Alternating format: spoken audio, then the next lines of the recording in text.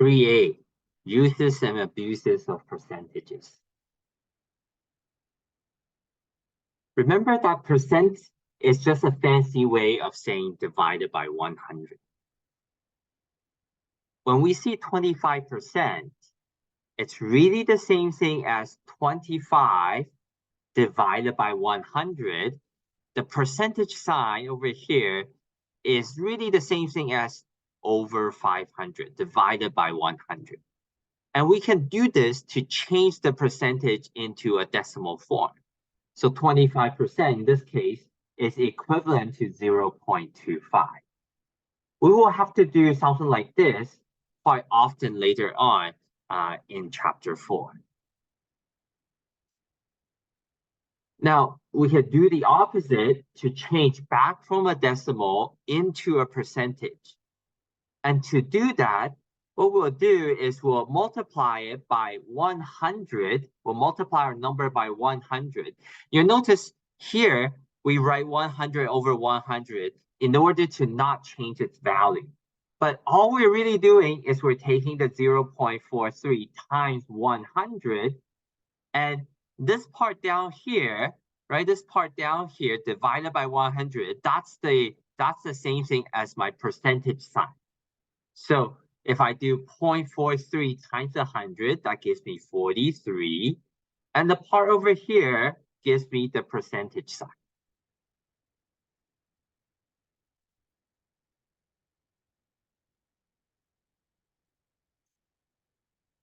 Let's say that a poll finds that 54% of the 1,067 people surveyed approve of the prime minister. So how many people is that? How many people is 54% of 1,067?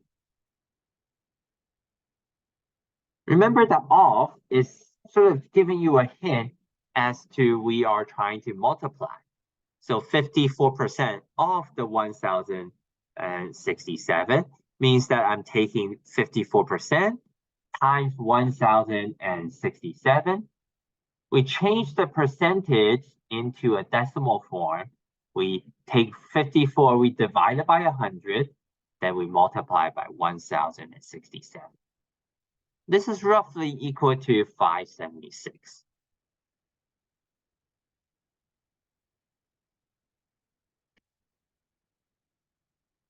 Here, a total of 13,000 newspaper employees, which is 2.6% of the workforce, of the newspaper workforce, lost their jobs.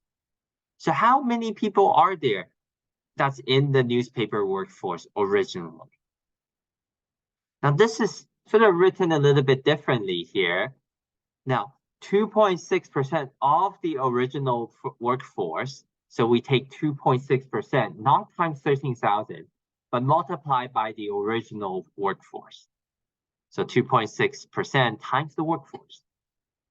And that will give me, that is, right, that's equal to 13,000. In this case, we should change this into our decimal form, into a decimal form, 2.6% divided by 100. And in order to solve for the original workforce, we'll divide both sides by 0.26. 0.026. And that will give you roughly 500,000 in the original workforce.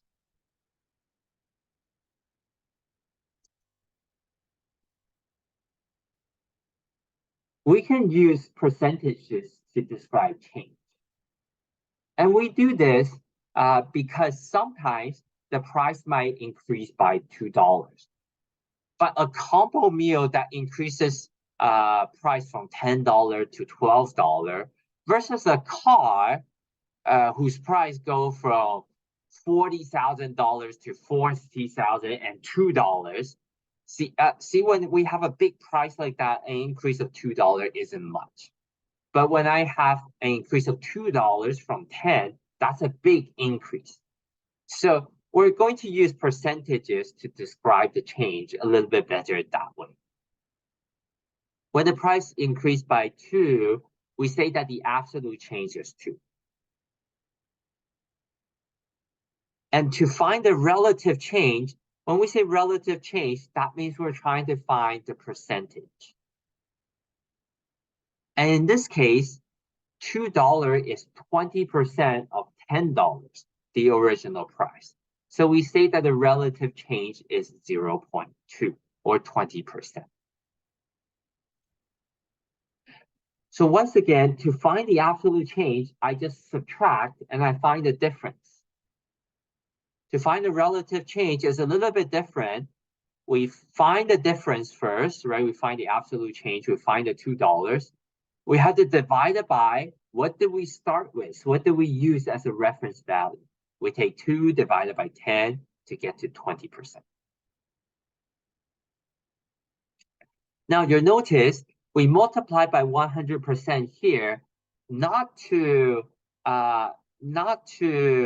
sort of tell you to multiply by 100%, but sort of to remind you that once you divide 2 by 10, you will get 0.2. And we just need to change that to a percentage, into the percentage form.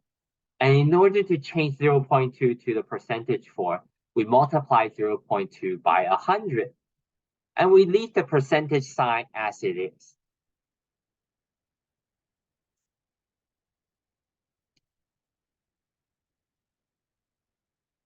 For example, let's say the stock price went up from $200 to $800. What's the absolute and relative change? Well, the absolute change is the difference. So going up from 200 to 800, that's a difference of 600.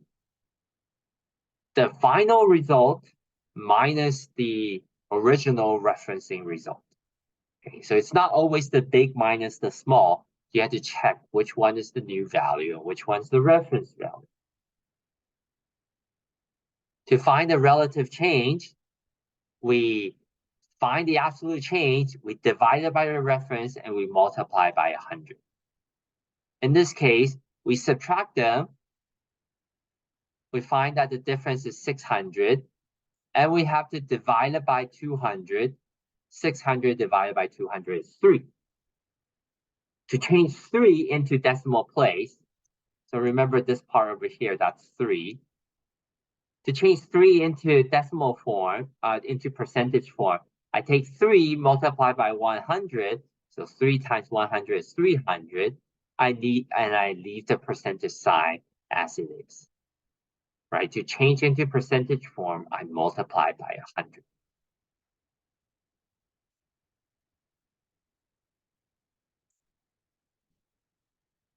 When we compare the price of 2 different things, in this case, we have a $50,000 car, $50,000 car, and a car that costs $40,000. Now, if I find the relative difference, you'll notice the $50,000 car is 25% more than the $40,000 car. But the $40,000 car only costs 20% less. And both of them are right, but the percentage is different. Well, the percentage is different because, the percentage is different because the way we do our calculation, we will use different reference values. When I calculate the first one, I will do 50,000, right, minus 40,000. And we're comparing this to the original amount of $40,000. Right? It's $10,000 more from my $40,000. So we get one number, we get one percentage over here. But for the second part over here, we're trying to decrease, we're trying to go down from 50,000. So we're trying to take 40,000 minus 50,000. And we're dividing by the original price of 50,000. You'll notice the 50,000 down here is different from the 40,000 in the denominator above. Because the denominator is different, we have different percentages. And this leads to an important point. When you increase by 25% and then you decrease by 20%, it gets you back to the original number. It doesn't get you back to something different, right? So an increase of 25, you only need a decrease of 20% to get back. And that's because now we have a smaller, when we increase, we're increasing from a smaller number, but when we're decreasing from a bigger number.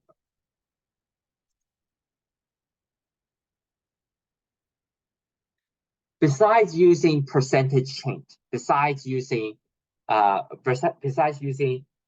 relative change and the percentages, we can use ratio. Ratio shows you how many times more is one number compared to another number. Let's say we have a price that's $90,000 compared to $30,000. Well, $90,000 is 3 times more. So we can say that the ratio over here is 3 or 3 to 1.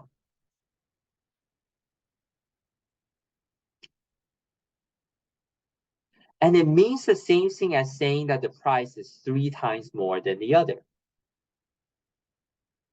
Now, when we do this in the opposite way, instead of using a decimal place, instead of using a decimal number, we like to keep it in a fraction form. We like to use, instead of 3 over 1, we will use 1 over 3 instead. And the 1 over 3 in fraction form, we say that the ratio is 1/3, which means that the price is 1/3 of the BMW.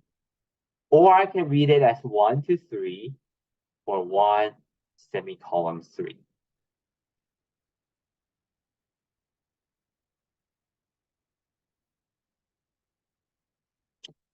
Let's say we have an 1080 pixel resolution. Now, in this type of display, the resolution is 1920 by 1080. How do we find the ratio? Well, to find the ratio, we divide. We divide the first number by the second number. We divide the width by the height. And when we divide here, we have to simplify. So the easiest thing to do for me is to divide both of them by 10.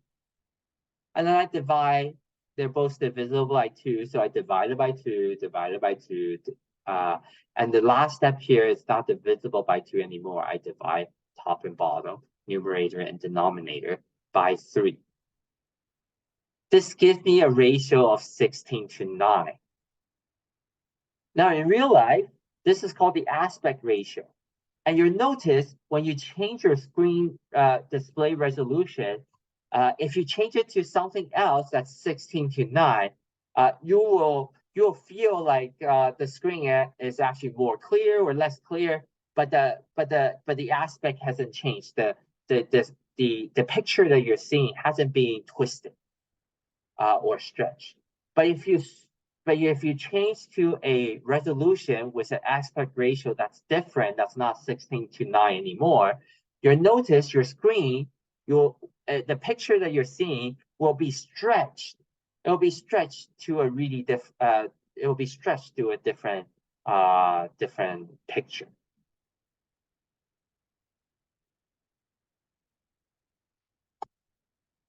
Here we want to point out the difference between off versus something that's more than. Now, if I consider something really simple, going from 100 to 105, you'll notice we increase by 5, right? We increase by 5. And when we do the relative change, I can say that that's 5% more, because 5 divided by 100 is 0.05, which is 5%. So I can say that the new value is 5% more than the original. We're going to think about this in another way. We can think about that 105 is 105% of the original value. This is a little bit strange. We're doing sort of like a ratio idea.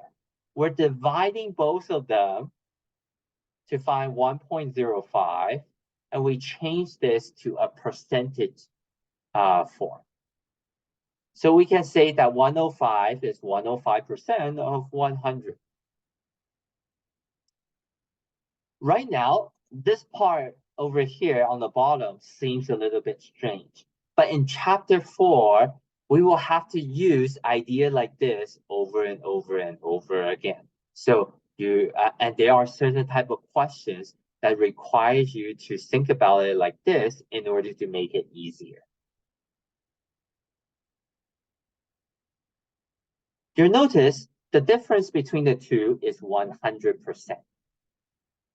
So let's look over here. 5% more means that I have 105% of the original value.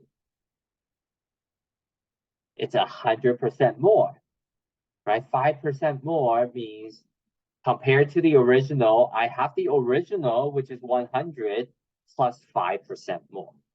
So that's why it's differed by 100%. And we do this when we're adding, we can do this if we're trying to calculate tax or calculate discount or calculate tips.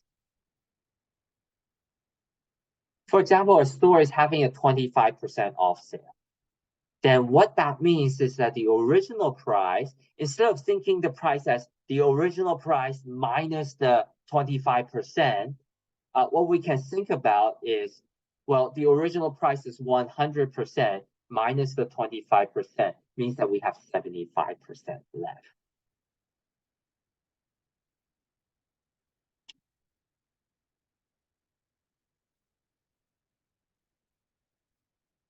Finally, we want to talk about percentages. Now, when we talk about percentage changes using percentages as our value, it becomes really confusing. Right? If I have something that goes from 5% to 6%, the relative change, okay, the relative change is, the difference is 1%, and I'm trying to find out what is 1% compared to 5. So 1 divided by 5 is 0.2 times 100 is 20%. So we can say that the difference, the absolute difference, is 1 percentage point. So when we add the word percentage point, when we add the word point at the end, it tells us the absolute difference in the percentage. And when I say it increased by 20%, that refers to doing the normal relative change idea, the percentage change idea. Now let's consider another question. To go from 40% down to 30%, the difference is 10 percentage points.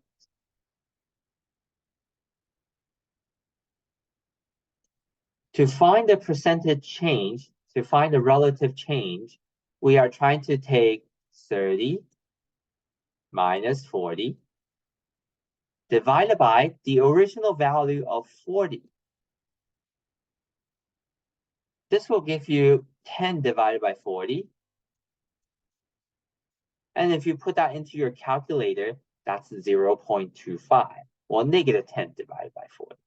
So that's negative 0.25, or a decrease of 25%.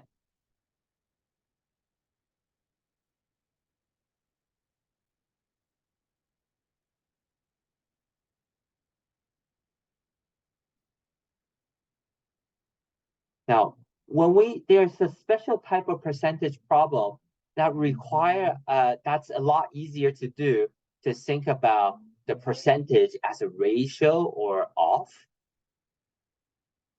instead of more than. So if I try to calculate the tax, say GST, instead of multiplying the price by 5% and then adding it on, it's a lot easier to multiply the price by 105%. And this means that if I'm trying to find the original price, okay, the original price before GST, I take the price with GST, the price with tax, I divide it by, not divided by 5%, but I divide it by 105%. And this is not very immediately obvious. So we'll do another example. So let's say we have something that increased by 44%. And at the end, the number that we have is 10.4. So we're thinking that we have 10.4%, that's the end. And we have something that we have before, or something that's smaller than 10.4, and it's going to increase by 44%. Now you can do a lot of algebra. You can call this an X, and you can be like, you can call this an X. There's nothing wrong with calling this an X, and then say, X times 44%, right? And then times X, and then plus the original value X, and then let's say that the whole thing is 10.4.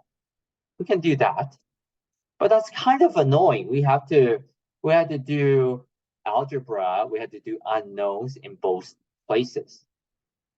So it might be easier for us to think about, okay, if we're increasing it by 44%, if we're increasing our value by 44%, that means it's 144 original and the 44% more of the original value.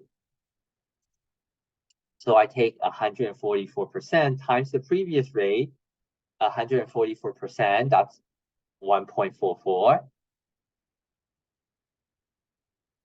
So I change these percentages into decimal form. 0.104 divided by 1.44, and that gives you 7.2 as your previous root. Now at the end of this section, just be careful of the three things that we mentioned earlier. If we go down by 20%, increasing it by 20% doesn't take you back to the original value. If you look at the example with the Lexus and Mercedes cars, if you decrease by 20%, you have to increase 25% to get back. Because when we're decreasing, we're starting from a bigger number, but when we are increasing, we're starting with a smaller number. And we need a bigger percentage in that case. The second big idea is we can't have something that's less than 100%. If you think about a sale at the store, we can have 20% off, 50% off, 80% off, but we cannot have 120% off, right? Because 100% off is free. What's more than 100%? And finally, we can't just average percentages. Sometimes we get percentages by dividing different numbers, say 7 out of 10, 36 out of 40. But if we need to find the percentage of the whole thing, if I'm adding up, like marks, for example, it's not just 70 plus 90 divided by 2. We actually have to add up the total, add up how much you score, and find the percentage that way.